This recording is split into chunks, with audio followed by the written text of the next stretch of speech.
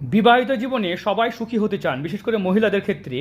যদি শুক্র পর্বত বড় হয়, সুন্দর হয়, তাহলে আপনি কামবাসনা জায়গা থেকে সুখী হবেন। মানে আপনার হাজব্যান্ড ওয়াইফের সম্পর্কে কামবাসনা জায়গাতে কোনো ত্রুটি থাকবে না।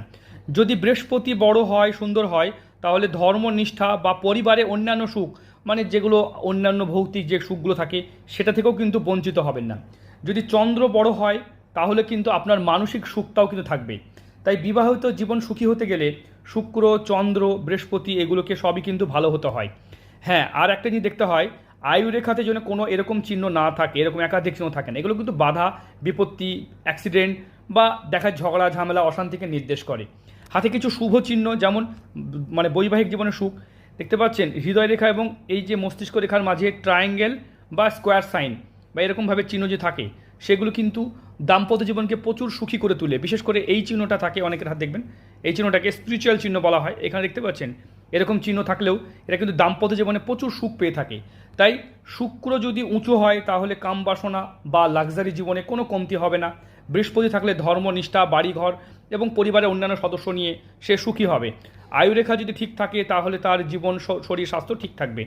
এবং যদি দেখা যায় বিবাহ রেখা যদি এরকমভাবে সুন্দর থাকে, খুব ভালো। হ্যাঁ, বিবাহ রেখা যদি ওয়াইয়ের মতো সাইন করে, অথবা দেখা গেল যে কাটাকুটি চিহ্ন থাকে বা এরকমভাবে নিচের দিকে নেমে যায়, সেই ক্ষেত্রে দাম্পত্য জীবনে সুখ পাওয়া যায় না।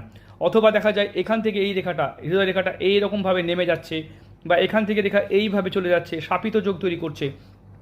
তাই বিনা দোষে ঝামেলায় জড়াতে হয়, বিনা কারণে অশান্তিতে পড়তে হয়। তো এরকম চিহ্ন থাকলে বিশেষ সতর্ক হবেন। দেখুন, প্রত্যেকটা হাত আলাদা, প্রত্যেকটা হাতের বিচার আলাদা। যারা নিজের হাত বিচার বিশ্লেষণ করতে চাইছেন, স্ক্রিনে যে নাম্বার দেখতে পাচ্ছেন, এই নাম্বারে যোগাযোগ করবেন। তবে বৃদ্ধা আঙুলটি যদি কারো মজবুত হয়, সেই ক্ষেত্রে তাদের কর্মজীবনে বিরাট নাম যশ পেয়ে থাকে। দেখতে পাচ্ছেন কতটা সুন্দরী মেয়েটি হবে, এই জায়গাটা, এই ডিস্ট্যান্স যত বড় হবে, তত তার সৌন্দর্য বা গ্ল্যামার ভালো হবে।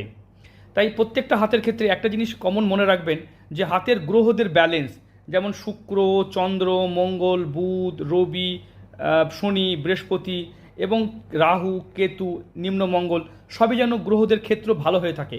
কোনো একটা ক্ষেত্র খারাপ, হাতে কড়া, ঘটা বা অন্যান্য খারাপ চিহ্ন থাকলে প্রবলেম হয়।